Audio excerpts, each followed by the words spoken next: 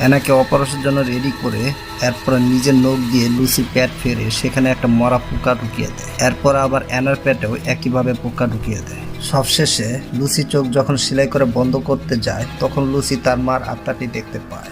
সবকিছু শেষ হওয়ার কিছুক্ষণ পরে লুসির মুখ থেকে আর অ্যানার মুখ থেকে দুটো জিন্দা পোকা বের হয়। এরপরে একজনের মুখের পোকা আরেকজনের মুখে ঢুকে যায়। তার মানে তাদের আত্মাটিও এখন চেঞ্জ হয়ে যায়। আর কিছুক্ষণ পরে মিসেস উইলসন লুসিকে ধরে জেসেলের কাছে নিয়ে যায়। লুসি যখন নিজের চেহারা আয়নায় দেখে তার দুটো চোখই এখন একই কালার হয়ে গিয়েছে। মানে মুভির শুরুতে কিন্তু তার চোখ দুটো দুই রকম ছিল, কিন্তু এখন দুটো চোখ একরকমই।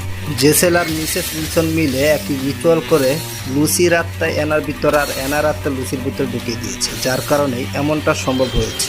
জেসেল চাচ্ছিল তার মেয়ে তার সাথে নাচুক আর তার মেয়ে তার সাথে সারা জীবন থাকুক, সেজন্যই এমনটা করেছে।